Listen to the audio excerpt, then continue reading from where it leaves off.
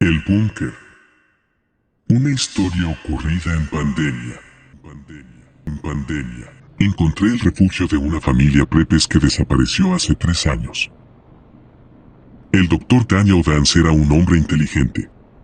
Tal vez demasiado inteligente para su propio bien. A los 40 años, era profesor de dinámica de fluidos, con una mente hecha de formas y números. Nadie sabe por qué, pero un día, caprichosamente, calculó los números del apocalipsis y llegó a una conclusión preocupante. No compartió exactamente lo que dedujo, pero dado que inmediatamente renunció a su trabajo y liquidó sus numerosos activos, es justo decir que no fue algo positivo. Arrastrada por esta tremenda convulsión estaba su esposa, una estudiante de doctorado de 24 años que se había enamorado de Daniel algún tiempo antes.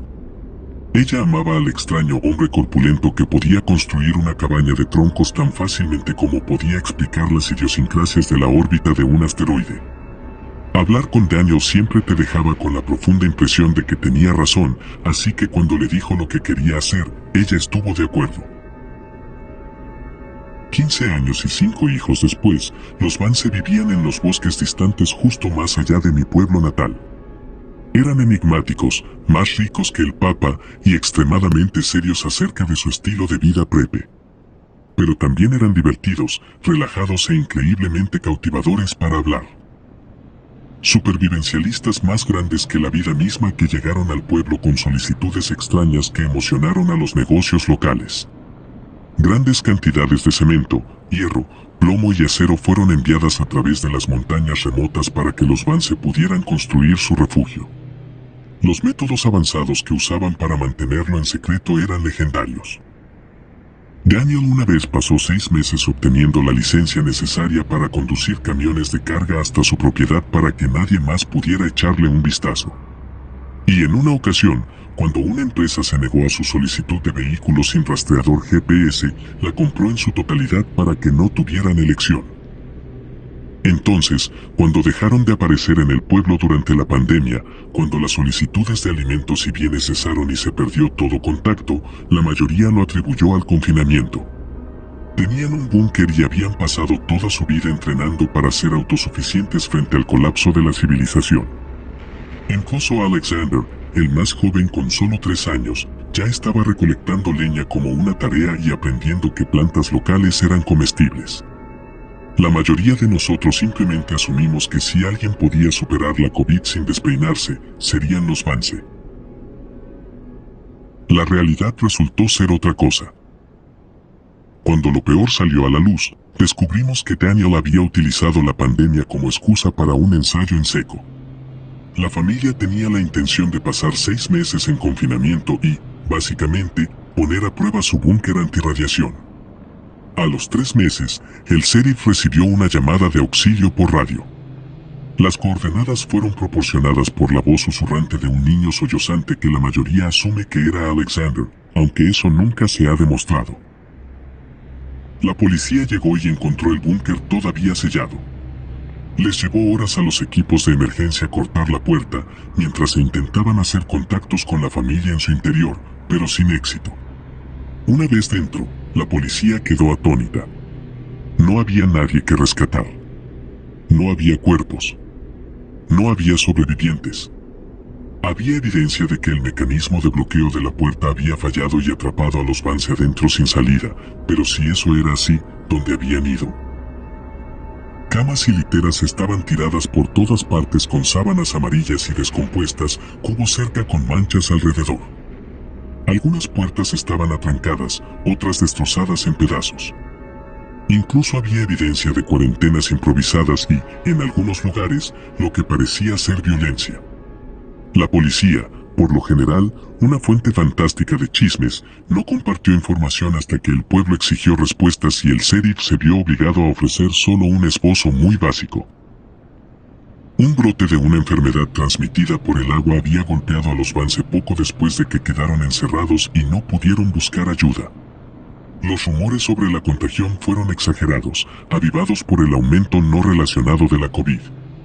Sea cual sea el contaminante que mató a los Vance, era de origen no orgánico.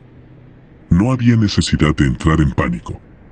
Los seres queridos de los Vance fueron notificados. El búnker iba a ser demolido, y todos podríamos poner esta terrible tragedia detrás de nosotros. Por supuesto, aún teníamos preguntas. 1000 de ellas. ¿Por qué la familia no pidió ayuda? Tenían radios, computadoras, también smartphones. Eran supervivencialistas, no Amish. ¿Y dónde estaban? ¿Qué les había pasado a sus cuerpos? ¿Por qué no simplemente se fueron? Gritamos estas y más preguntas en la reunión del pueblo, pero la policía simplemente se negó a comentar. Para la mayoría de nosotros, la emoción duró otra semana o dos hasta que nos dimos cuenta de que no obtendríamos respuestas en el corto plazo. Además, la pandemia estaba en pleno apogeo y la mayoría de nosotros teníamos otras cosas de que preocuparnos. La trágica historia eventualmente se desvaneció hasta que fue solo una de esas cosas terribles en la historia del pueblo de las que no hablábamos. Yo fui tan culpable como cualquier otro de simplemente olvidarla. Ciertamente, nunca esperé encontrar el búnker allí en el bosque, con la cinta policial descolorida aún en la puerta abierta que colgaba de par en par con marcas de quemaduras alrededor de la cerradura. Se destacaba en el bosque como si alguien hubiera cortado un agujero directamente en la tela de la realidad, la oscuridad tan profunda y negra que casi dolía mirar. La visión de ello hizo que mi corazón cayera hasta mi estómago. Irradiaba dolor. ¿Tiene sentido eso? Creo que alguna parte de mi cerebro primitivo notó detalles que no se harían evidentes para mí hasta que me acercara, como las huellas de dedos ensangrentados que manchaban la manija, donde alguien había arañado frenéticamente la cerradura sin éxito. Y la pequeña ventana de observación había sido destrozada con un martillo que aún yacía cerca.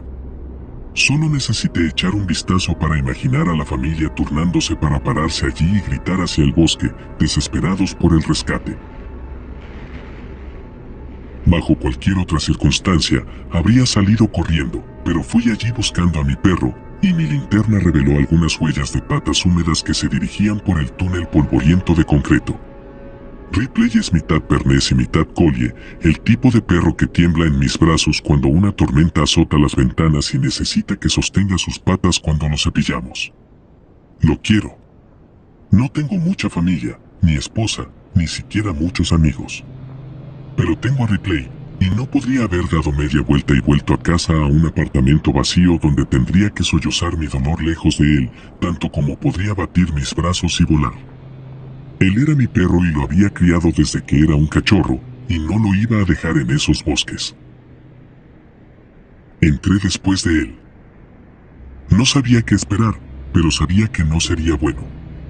Lo que sea que la policía hubiera encontrado, no solo se habían guardado la mayoría de los detalles mórbidos para ellos, también habían mentido. El búnker no fue demolido ni sellado. De hecho, al ver los guantes de látex azul ocasionalmente tirados y una o dos linternas policiales rotas, parecía que las últimas personas dentro se habían apresurado a salir. Dado que aquí presumiblemente murieron 7 personas, asumí que era trabajo de alguien limpiarlo todo. Pero el pasillo parecía en gran medida intacto. A solo unos metros adentro, comenzaron a aparecer escrituras maníacas en las paredes, los garabatos desesperados de un superviviente solitario dejados allí para ser redescubiertos como pinturas rupestres. La mayoría eran reflexiones sobre cómo salir. Diagramas, planos, ecuaciones y fórmulas. Todos centrados en la puerta y los circuitos responsables de su cerradura defectuosa. Instintivamente asumí que pertenecían a Daniel y que él había sido el último en morir. Qué destino tan terrible para un hombre sobrevivir a sus hijos. Y aún empeoraba. Lentamente, cambió de ecuaciones y planes a garabatos desesperados. Las mismas pocas frases se repetían. ¿Ves? 5 puertas. 5. No, 6. 6. No lo lograron. No lo lograron. 6 puertas. 6. Parecía el tipo de cosas que encontrarías en un manicomio. Un delirio psicótico solo interrumpido por 6 párrafos justo al final. Cada letra estaba impecablemente ordenada, y cada pequeño párrafo estaba coronado con una cruz cristiana bellamente dibujada. Elliot Vance, de 15 años. Un guitarrista talentoso. Le gustaban los chicos aunque pensaba que yo no lo sabía. Lo amaba con todo lo que tenía. Habría sido un gran hombre. Alicia Vance, de 14 años. Le gustaba pintar y disparar. Tenía la malicia de su madre. Le hubiera servido bien en el futuro. Y Laiche Vance, de 8 años. El más inteligente de todos nosotros. Estos eran los monumentos de Daniel a su familia, y ver las palabras iluminadas por mi linterna fue una visión espeluznante de la abrumadora desesperación que había soportado. Debe haberse dado cuenta de que no tendría la oportunidad de hablar en los funerales de su familia o de escribir sus obituarios. Esta fue su última forma desesperada de asegurarse de que el mundo pudiera llegar a conocerlos como él lo hacía, como personas reales. Las palabras marcaban el final del túnel, junto a una trampilla en el suelo. No estaba abierta, pero el túnel llegaba a un callejón sin salida inmediatamente después y las huellas de Ripley desaparecían en la trampilla. Temía que pudiera estar en peligro, pero aún así me detuve y miré la puerta del búnker a 20 metros detrás de mí. El bosque, una vez sombrío, se veía tan brillante, incluso en este día nublado, el aire salpicado de lluvia. Una parte de mí sentía que estaba dejando todo el mundo atrás mientras empezaba a subir la escalera hacia abajo. Entré en un amplio espacio circular que estaba lleno de muebles y pequeños rincones. Las paredes estaban cubiertas de camas y mesas plegables, y cada pulgada era multifuncional. Un espacio para cenar podría convertirse en un espacio para sentarse, que a su vez podría ser donde alguien dormía o incluso hacía ejercicio. Todo dependía de qué parte del mobiliario despegabas, desabrochabas o desenrollabas. 7 personas en un espacio reducido, sin privacidad suficiente, tenía sentido que optaran por este uso apretado y superpuesto del espacio. Pero aún así, era una habitación grande, más grande que la mayoría de los apartamentos tipo estudio.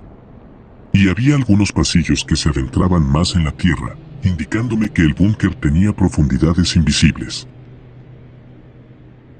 Busqué alguna señal de mi perro y pronto encontré su rastro, pero a esta distancia del bosque lluvioso, las huellas de Ripley empezaban a desvanecerse. Después de apenas unos metros, se desvanecieron vagamente en la dirección de una puerta cercana. Quería seguir, pero me detuve a mí mismo para no apresurarme. Era improbable que Ripley saliera de otra manera, y no serviría de nada lastimarme a mí mismo. Decidí echar un vistazo alrededor y rápidamente vi una mesa de cena. Si necesitaba prueba de que la policía no se había molestado en limpiar, esto era evidencia. Los platos todavía estaban puestos, la comida podrida hasta convertirse en un extraño cascarón ennegrecido. Un gorro de niño yacía sobre uno de los lugares, la lana cremosa convertida en un verde y amarillo enfermizo. Las sillas tenían sus respaldos reforzados con vigas de madera equipadas con largos surcos para que algo del ancho de un clavo pudiera deslizarse en ellas. Y en cada uno de los cojines había manchas con mal olor que parecían extrañamente como una huella de trasero. Toqué una con las manos enguantadas y el material crujió con un sonido audible.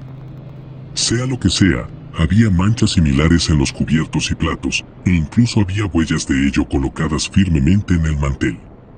Al principio pensé que era sangre, pero eso no estaba del todo bien. Era demasiado contenido para ser de sangre derramada. De una de las sillas, una mancha se estrechaba exactamente donde estaría la cintura de una silueta casi perfecta. Me estremecí al recordar que Miranda Vance siempre había sido una mujer delgada y me pregunté cómo había dejado su huella en la tela gris. Usando mi linterna, vi que estas manchas se repetían en los lugares más extraños. Sí, las había en camas y mantas e incluso parches de suelo liso exactamente como podrías esperar en una habitación llena de personas enfermas. ¿Pero por qué una mancha en el suelo se asemejaba tanto a un niño acurrucado en posición fetal? ¿Y por qué la misma sustancia estaba en el control remoto de la televisión, en los libros en los estantes y en los juegos de mesa también? Desde cojines de sofá hasta cajas de DVD y montones de ropa sucia, todo estaba cubierto con el mismo material seco y marrón que despedía un fétido miasma cobrizo. El rompecabezas me resultó particularmente desconcertante. Alguien había montado otra mesa con 4 sillas, todas modificadas con el mismo soporte trasero que las de la mesa de la cena. Y había un rompecabezas dispuesto con 4 pilas separadas, pero solo una estaba agotada. El resto parecía prácticamente intocado, casi como si alguien hubiera repartido piezas para otras 3 personas que no tenían absolutamente ningún interés en participar. Quizás Daniel había intentado mantener el ánimo mientras la familia estaba enferma. Dios me ayude, si eso fuera cierto, no podía evitar imaginar al pobre hombre sentado allí con sus seres queridos al borde de la muerte, tratando desesperadamente de animarlos para que encajaran sus propias piezas mientras se desvanecían de la conciencia. Algo en esa habitación emanaba locura, y cuanto más tiempo me quedaba allí abajo moviendo el disco brillante de luz de mi linterna de un detalle a otro, más ganas tenía de irme. Una puerta tenía vigas de madera clavadas a través de ella. Un sofá estaba parcialmente desmontado. Se habían quemado varias camas. Y todas las bombillas se habían quitado y colocado en una caja en la encimera de la cocina. Mirando hacia el techo, finalmente tuve una idea de por qué la policía estaba tan segura de que los Manson no habían sobrevivido a pesar de no encontrar nunca sus cuerpos. Alguien había metido un dedo humano en uno de los enchufes vacíos, casi como si esperaran que brillara con el giro de un interruptor. ¿Qué tenía este lugar que hizo que la policía se fuera y nunca regresara? Ni siquiera llevaron ese dedo y lo probaron en busca de signos de enfermedad o simplemente para confirmar a quién pertenecía. Decidí que era hora de apresurarme y encontrar a mi perro. Personas habían muerto en ese lugar, y aunque no soy supersticioso, no puedo ser el único escéptico que ha hecho los cálculos en su cabeza y se ha dado cuenta de que no cuesta nada ser respetuoso con los fantasmas. Ese búnker estaba abarrotado, aterrador, y el aire olía tan mal que empecé a preocuparme de que yo mismo me enfermara. No le servía a nadie quedarse. Pero sería condenado si simplemente me alejaba y dejaba a Ripley pudrirse allí abajo. No es como si pudiera subir una escalera y salir por sí mismo, aunque no estaba completamente seguro de cómo había llegado allí en primer lugar. Convocando la poca valentía que me quedaba, grité.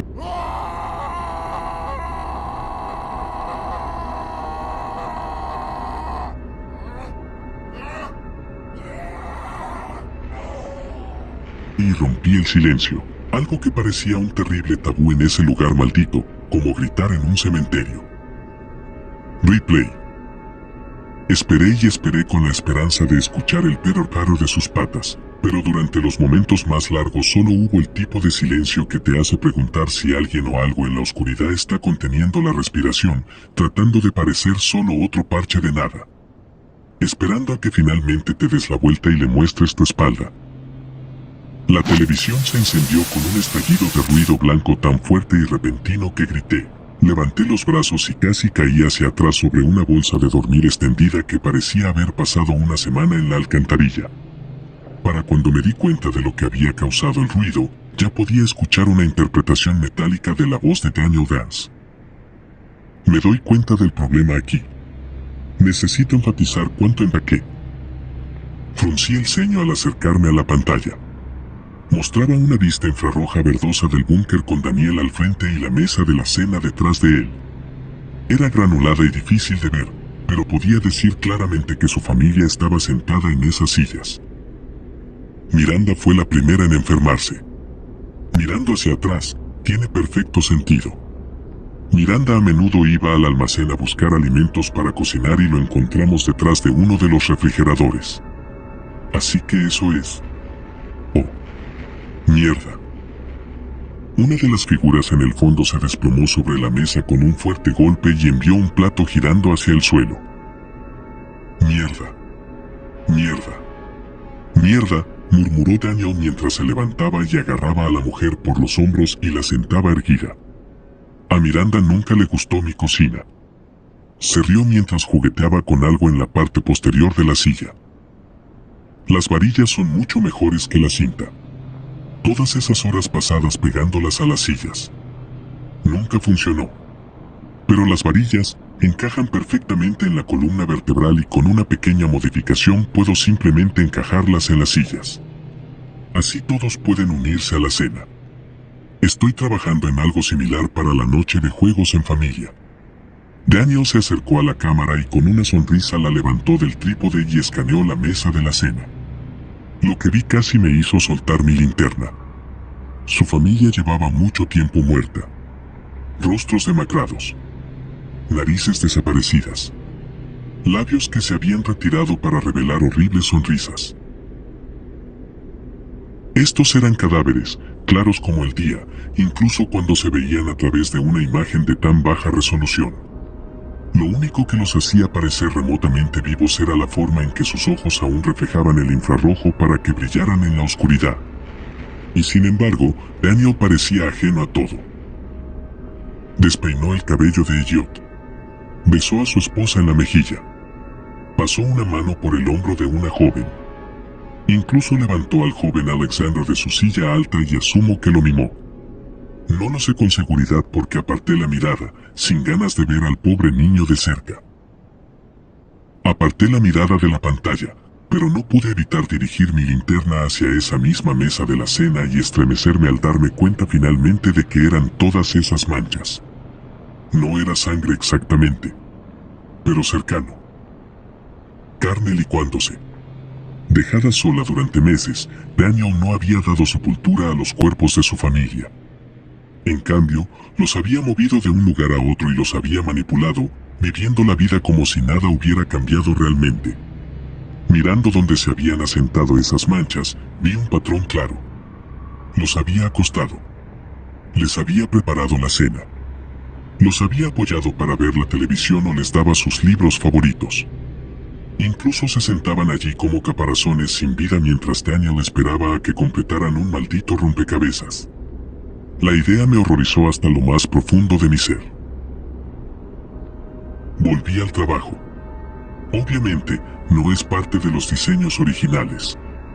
No hay espacio al otro lado, no en los planos. Elliot no me creía y, ¿por qué debería hacerlo? Construí cada centímetro de este lugar, pero no instalé esa puerta en el almacén en el nivel inferior. Revisé las cámaras y algunas de las fotos que tomé durante la construcción y la pared está simplemente en blanco. Pero la puerta está ahí ahora y debe llevar a alguna parte. No sé cuándo o por qué se abre, pero lo hace y la próxima vez estaré listo. Porque tengo que saber qué hay al otro lado y por qué nos hizo esto. Solo abajo aquí, a menudo todos dormidos a la vez. Cualquier cosa podría habernos cortado la garganta y haber terminado con eso. Pero no lo hizo. Se tomó su tiempo y tengo que saber por qué. Se llevó nuestras radios y computadoras y teléfonos. Uno por uno. Ninguno de nosotros se dio cuenta hasta que fue demasiado tarde. Seguía diciéndoles a los niños que necesitaban cuidar mejor sus cosas, y aunque se quejaban, simplemente asumí que los teléfonos estaban detrás de algún estante. ¿A dónde más podrían ir en un búnker cerrado con llave? Pero no fueron los niños en absoluto. Mirando hacia atrás, hay tantas señales. ¿Quién seguía quitando las luces? ¿Quién seguía agotando las baterías de nuestras linternas? ¿Cuánto tiempo vivimos con eso antes de que finalmente nos diéramos cuenta de que no estábamos solos? ¿Estuvo aquí en cada paso del camino? Una puerta de la nada que lleva a ninguna parte, al menos la mayoría del tiempo. Porque sé con certeza que no siempre se abre hacia una pared en blanco. Hay algo detrás. Puedo oírlo moviéndose ahí adentro, aliento húmedo vibrando en sus pulmones, un sonido horrible que oigo vagando por estos pasillos cuando cree que estoy dormido. Escuché a Daniel, fascinado por esta extrañamente convincente diatriba, cuando un movimiento atrajo mi atención. Una cámara infrarroja funcionando en la oscuridad, su imagen un revoltijo de ruido uniforme. ¿Qué era lo que había visto? Pausé la cinta y rebobiné. Entrecerrando los ojos, vi 2 puntos de luz en la oscuridad justo sobre el hombro de Daniel. Lentamente, la imagen se resolvió en mi mente. Sabía lo que estaba viendo y heló mi sangre. Miranda Dance había girado la cabeza, y sus ojos sin vida brillaban mientras los fijaba en la parte posterior de la cabeza de Daniel. Ni siquiera tiene sentido irse en esta etapa. No soy médico, pero esa puerta está emitiendo suficiente radiación como para matar a una familia de 7. Si ninguno de nosotros la hubiera tocado. Estar en la misma habitación es arriesgado, pero no letal. Pero dado lo enfermos que nos hemos vuelto, es bastante obvio que nuestra curiosidad nos ganó, uno por uno, y todos nos acercamos demasiado. O tal vez no. Tal vez esa cosa del otro lado atravesó y hizo esto. Ni siquiera sé. Espera, ¿qué fue eso? Daniel se volvió y la cámara dejó de grabar. La imagen congelada mostraba a un hombre solitario, brillante como una estrella en la lente de la cámara, enfrentándose a una oscuridad incomprensible rota solo por 6 pares de ojos blancos y brillantes. Me di cuenta dolorosamente de mi posición con respecto a la mesa y tuve la dolorosa premonición de que si me volteaba, esas sillas no estarían vacías. Los vería a ellos, a los Vance, a todos, incluso a Daniel, esperándome. Cabezas giradas. Cuerpos dejados pudrir durante años en la oscuridad.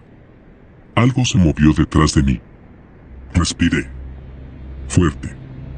Rápido. Sabía lo que era. Lo sabía. Se abalanzó sobre mí tan rápido que cuando sentí algo caliente y húmedo tocar mi mano, grité, solo para que la presencia se retirara de repente. Pero luego, sin dudarlo, saltó sobre mí y me derribó al suelo. Lloré mientras Ripley lamió mi rostro. Temblaba y, lo peor de todo, estaba en silencio, lo cual no era normal. No era un perro silencioso, no al saludarme y no cuando estaba emocionado como ahora. Pero lo que sea que hubiera visto aquí abajo, se aferró a mí y clavó sus patas en mis hombros como si quisiera que lo acunara sobre el hombro, algo que ha sido demasiado grande para hacer durante años. Oh, maldito idiota, murmuré en un susurro suave y aunque estaba oscuro, podía sentir su cola moviéndose. Bromas aparte, no sentí más que alivio al encontrarlo. Salgamos de aquí de una vez. Lo levanté, esforzándome un poco bajo el peso pero negándome a ceder ante los músculos cansados, y me dirigí hacia la escalera. No fue fácil subir los 3 o 4 peldaños hasta la trampilla, pero lo logré y le di a la trampilla un empujón. Primero una mano, luego 2. Una y otra vez, con todo lo que tenía, pero aún así esa trampilla se negaba a ceder. ¡Mierda!, grité mientras golpeaba con mis puños, pero todo lo que logré fue una muñeca dolorida. La trampilla se atascó cuando, de alguna manera, el mango se rompió limpio. Ahora necesitaría unas tenazas o algo para cortar la barra de metal que la mantenía cerrada. Mis dedos no podían moverla, ni yo podía forzar la trampilla abierta. La barra de metal tenía 1 pulgada de espesor y, como mínimo, necesitaría algunas herramientas para llegar a ella desde este lado. Al menos se puede arreglar, pensé mientras bajaba y recuperaba el aliento. En una pared noté un simple diagrama del búnker hecho en Pisa. Tenía 3 pisos. El fondo era almacenamiento, Daniel lo había mencionado antes, y noté que lo había tachado con una gran X roja, y el piso superior estaba etiquetado como dormitorios, donde me encontraba ahora. Pero el piso intermedio estaba etiquetado como talleres y fue allí donde me di cuenta de que encontraría lo que necesitaba. La puerta. Bajé en silencio. Al principio, consideré dejar a Ripley atrás, pero después de perderlo la primera vez, decidí arriesgarme solo para saber que estaba justo a mi lado. Además, él estaba siendo más silencioso que yo, y no tenía muchas ganas de bajar esas escaleras solo. Me acompañó clic-clac de sus patas en el concreto, un sonido que encontré reconfortante mientras apenas lograba mantener mi linterna sin temblar en mi mano y mi respiración constante. Bajé un piso y encontré el taller exactamente como podrías imaginarlo. Un espacio grande lleno de generadores y combustible y tanques de agua y calderas y calentadores y prácticamente todo lo que necesitarías para sobrevivir pero que no podrías poner afuera debido a la radiación. Cables, tuberías y tubos corrían de un extremo de la habitación a otro y, aún después de tantos años, la mayoría de las máquinas seguían zumbando en la oscuridad absoluta, una idea que me parecía profundamente inquietante. Echando un vistazo a esa extraña maraña de formas duras y figuras industriales que se cernían sobre las paredes y el suelo, me estremecí y miré alrededor, encontrando rápidamente un pequeño espacio que Daniel había acordonado para su propio uso. Aproximadamente 1/5 del espacio total del piso, había un gran banco de trabajo y algunos equipos, todos muy usados. tornos, sierras circulares, taladros, lijadoras de banda, todo lo que un hombre necesitaba para hacerlo él mismo. Y Daniel había estado ocupado. No estoy seguro exactamente en qué estaba trabajando, pero había un brazo en el banco. Estaba encima de una pila de papeles que se habían vuelto lentamente marrones con los años hasta que todo parecía haber estado empapado en saliva de tabaco. En el pizarrón había un diagrama desvanecido pero aún visible de lo que me pareció una articulación tipo rótula. Pensé en la cinta, en el pequeño mecanismo de Daniel para mantener a su familia erguida, y luego miré el brazo y suprimí un reflejo de arcada momentáneo. No sé si Dan había estado trabajando en extremidades articuladas o simplemente en una forma de volver a ensamblar los restos en descomposición después de que empezaran a desmoronarse, pero el tamaño del brazo sugería un niño preadolescente y lo dejó en la superficie como si fuera un reloj desmontado. También le faltaba un dente loco. ¿Estaba él? Me pregunté mientras me tapaba la nariz voltear cajas en busca de unas tenazas robustas o tal vez una sierra para metales. Ripley retrocedió ante el ruido, pero una vez que me aseguré de que no se iría a ninguna parte, seguí agarrando y tirando caja tras caja con la esperanza de encontrar lo que buscaba. Cualquier cosa para romper esa maldita barra de metal. Al final, logré conseguir un par de cortafríos, una palanca y unas tenazas resistentes. Una fue a mi bolsillo, otra a la parte trasera de mis jeans y la otra la apreté en mi puño, demasiado grande para ser guardada en mi ropa. Los cortafríos se sintieron pesados en mi mano, lo cual fue un poco reconfortante, pero esa sensación no duró mucho. Algo se movió en la oscuridad, allí en la jungla retorcida de sombras proyectadas por todas esas tuberías y cables que iban de una máquina a otra. Una figura se movió. Delgada, pero inequívocamente humana en su contorno. No pude evitar recordar lo que había visto en esa cinta. ¿Seguramente no podría haber sido real? Tal vez Daniel había tramado algo. Alguna cuerda de pescar y un motor, tal vez. La idea de que esos cuerpos se hubieran estado moviendo por sí solos. No podía estar seguro de eso, ¿verdad? Era una idea aterradora, a la que mi mente se aferró por puro pánico. Eso era todo. Y luego los vi. Un par de brillantes puntos blancos que reflejaban la luz desde lo más profundo de esa habitación llena de trastos. Ripley, que ya estaba detrás de mí, con la cabeza apoyada en mi pierna, se empujó aún más cerca de mí y emitió un gemido apenas audible. El comportamiento de un perro aterrorizado, a punto de orinarse de miedo. Solo un poco de metal, me dije a mí mismo mientras la luz temblaba tan violentamente en mi mano que luchaba por ver recto. Solo dos brillantes pedazos de metal brillaron y empezaron a acercarse a mí. Si me quedaban dudas, fueron dispersadas por la vista de una pálida mano blanca que emergía hacia la luz. Corrí directo hacia las escaleras y fui a subirlas, pero solo uno o dos peldaños dentro y vi algo aferrado al pasamanos del piso superior. Un grupo mohoso de carne apenas reconocible como un puño, la carne marchita hasta que los dedos eran básicamente hueso. Sin querer, subí mi linterna por instinto y vi la cara hinchada de un cadáver sin pelo que me miraba fijamente. Ni siquiera si era una adolescente o él. Daniel de 60 años, de todos modos, instintivamente me volví y vi otro cuerpo que se acercaba hacia mí desde el taller. Estaba atrapado. Sin a dónde ir. Por la sensación de un líquido cálido en la parte posterior de mi pierna, supe que Ripley finalmente se había orinado. Un perro adulto, con la cola entre las piernas, temblando como un cachorro y desesperado por ser recogido. Dios, necesitaba que se mantuviera un poco más unido.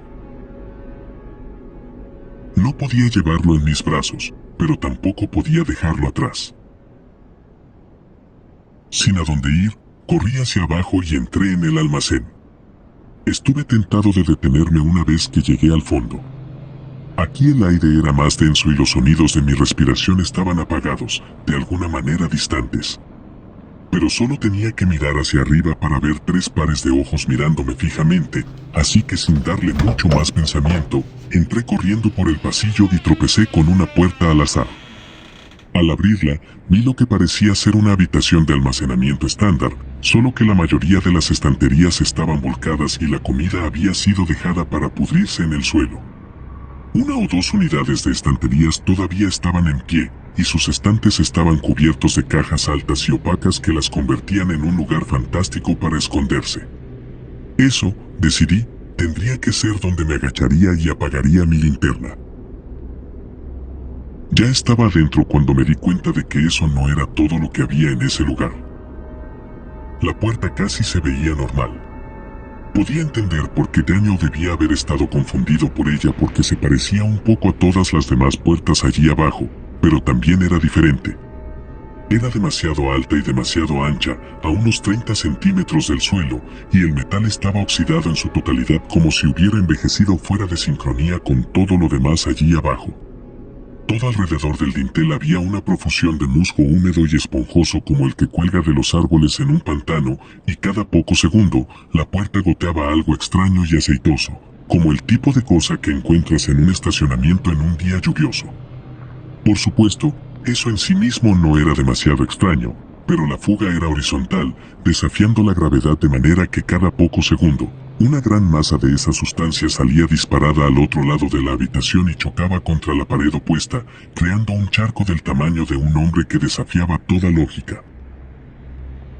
Recordando las palabras de Daniel sobre la radiación, instintivamente me alejé de este charco y de la puerta en la pared opuesta, retrocediéndome en la esquina más oscura y tranquila que pude encontrar mientras tiraba de Ripley detrás de mí y esperaba a que no me descubrieran.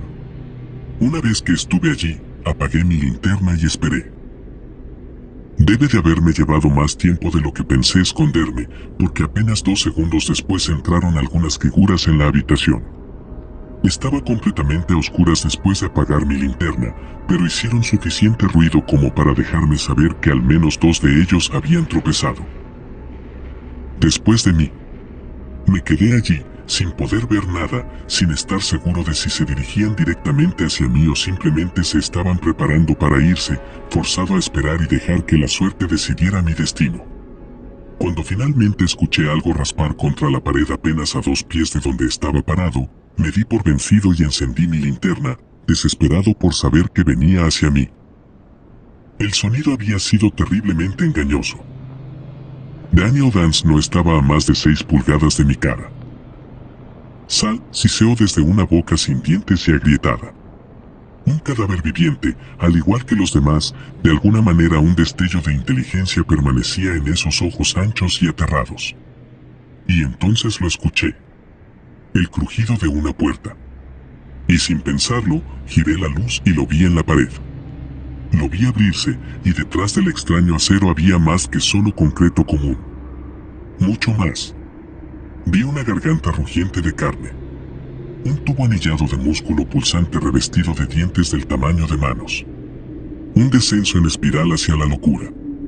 Aire fétido y caliente se arremolinó en la habitación, azotándome a mí y a los cadáveres en descomposición, todos nosotros paralizados por lo que veíamos, incluso si la mayoría de las figuras al lado de Daniel y yo no tenían ojos para ver. ¿Qué demonios?, murmuré, incapaz de apartar la vista del tubo de carne más allá de esa puerta. Viene, susurró Daniel mientras me agarraba con un puño y me arrojaba fuera de la habitación. Golpeé el suelo y resbalé a lo largo de un fluido resbaladizo dejado por las huellas de los Vance, cuyo olor me revolvió el estómago. Quizás el detalle más horrible fue que estaba frío. No sé por qué, simplemente esperaba que lo que los empapaba fuera ardientemente caliente. Pero no lo era. Empapó mi camisa como si me hubiera caído en un charco de barro. Viene. Esta voz no era la de Daniel. No podía decirlo con certeza, pero sonaba como el susurro de un niño. Uno por uno, los cuerpos se acercaron a la puerta abierta y se arrodillaron ante ella. No sé por qué, pero tuve la impresión de que los demás habían perdido prácticamente todo lo que les quedaba de sus mentes, pero Daniel permanecía consciente. Volvió a mirarme una vez más y habló antes de presionar su cabeza contra el suelo en súplica con los demás. Lo único que hicimos mal fue estar aquí para que nos torturara. No necesitaba una razón, solo una oportunidad. Vete. No nos dejará ir. Ni siquiera nos dejará morir. Y si te atrapa, tampoco te dejará ir. Su frente besó la tierra, y luego algo alcanzó a través de la puerta y agarró su cabeza en su palma, de la misma manera que tú o yo podríamos recoger una manzana. En pleno pánico, corrí y agarré a mi perro y las cizallas y corrí como si mis piernas fueran pistones, máquinas cuyas señales de agotamiento y fatiga no podían frenarme ni hacer que cayera. Tenía que moverme. Tenía que irme. La mano que había agarrado a Daniel, la visión de eso limpió mi mente como algún tipo de enema. Dolió ver la imagen repetirse en mi mente, pero no había nada más en mi cabeza resonando excepto la vista de dedos con un nudillo de más y uñas del tamaño de un teléfono inteligente. Llegué al piso de arriba y casi me derrumbé por falta de aliento, pero no me permitiría quedarme abajo por mucho tiempo. Arrastrándome sobre las manos y las rodillas, me acerqué a la escalera y subí y de inmediato me puse a trabajar tratando de cortar el cerrojo metálico. Fue un infierno con una sola mano.